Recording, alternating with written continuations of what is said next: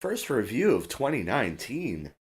You need a taste of your own medicine, 'cause I'm sick to death from swallowing. Change. It's necessary. It's a necessary part of life.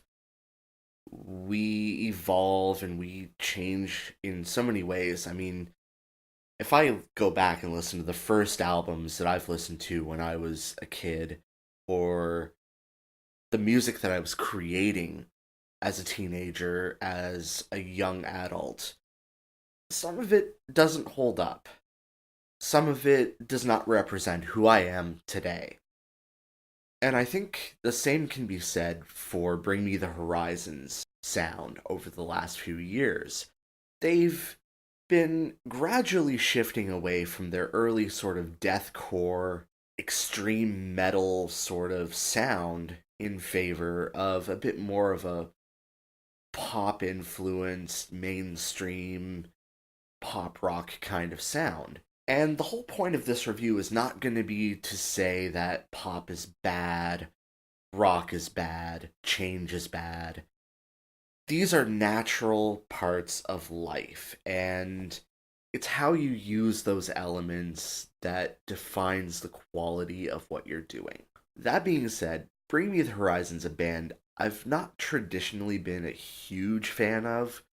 I never really cared much for their first album, Count Your Blessings, the more traditional deathcore record. Their following three records, Suicide Season, There Is a Hell, Believe Me, I've Seen It, There's a Heaven, How Do You Clean It, and Sempiternal, are about where I'd say they have the most appeal to me. Still on the heavy side of things, but adding a little bit more of a melodic, I don't want to quite say pop or mainstream sound, but they did kind of go a little bit more in that direction on those records.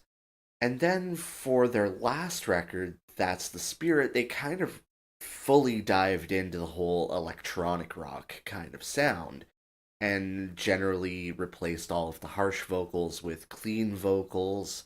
So this album, Amo, which comes from the Portuguese word for I love, is branded by the band as something of a, one, continuation of the sound of That's the Spirit, and two, a concept album about the concept of love. And even though there is a bit of a continuous thread with the lyrics about love and relationships, a lot of them being more based around the negative experiences with relationships, as this is a metal band to some extent, and a lot of the lyrics are inspired by Ollie Sykes, the vocalist's recent divorce. So it is going to be a little bit more of a drag than just a lot of gushing love songs. Although we do get one of those in Mother Tongue.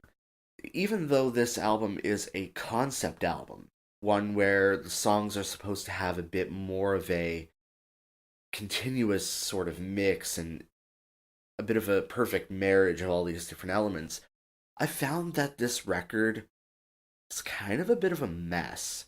The writing is not up to snuff compared to a lot of other sort of mixes of electronic music and rock. I recently reviewed Muse's Simulation Theory, and even though that album did get some pretty major backlash from several reviewers, I still think it was a better mix of the electronic elements and rock elements than we're seeing in a lot of these newer bands that are kind of doing it. I mean, there's been so many bands that have just been kind of mixing and matching these EDM and rock elements like Fall Out Boy, Panic at the Disco, Linkin Park, and to varying degrees of success. And I feel like this one is a bit of a letdown in that regard. There's a lot of potential in this kind of sound, and I think that there's a lot of potential, not just from a quality standpoint, but from a standpoint of bringing rock music to the masses in 2019. Because, frankly, it comes back to that evolution thing again. Music is supposed to evolve and change over time, And when something remains stagnant, it detracts a lot from the music. So I like to kind of go into albums like these welcoming change, and it's hard to when the music is this disjointed. A lot of these elements just don't mix. You'll have crashing guitar riffs over hip hop beats that don't really seem to gel together well. That said, there are a couple of bright moments on this record where the elements kind of mix in a way that is a little bit more pleasing. The single Medicine has a little bit more going on for it in terms of melody. It is a very strong pop track, but the guitars are incorporated in a way where they don't take over the mix, but they feel integral to the mix. And one of the few songs that kind of has that let's do a heavy metal guitar riff over a pop track, Sugar, Honey, Ice, and Tea, is actually, it's a pretty good riff, it's a pretty good melody, and I think that they did mix those together quite well. Unfortunately, there are a few tracks on the record that are not quite as good in terms of bringing in more electronic elements, or that do try to hark back a little bit to the band's deathcore era, but without really hitting that mark. Wonderful Life, which features Cradle of Filth's Danny Filth, is probably the most tenuous link to the band's past that you're going to see on this record. And it does actually have some harsh vocals. I'm not sure if I remember there were any on That's the Spirit, but Danny Filth does provide some screams on Wonderful Life. And it is about as close as you're going to get to a track off of, say, Suicide Season or Sempiternal. It's maybe a little closer to Sempiternal than anything else earlier than that. One of the big problems that I have with this album, though, overall, is just how processed it feels. There's a lot of effects on everything. The synth drowns out pretty much everything.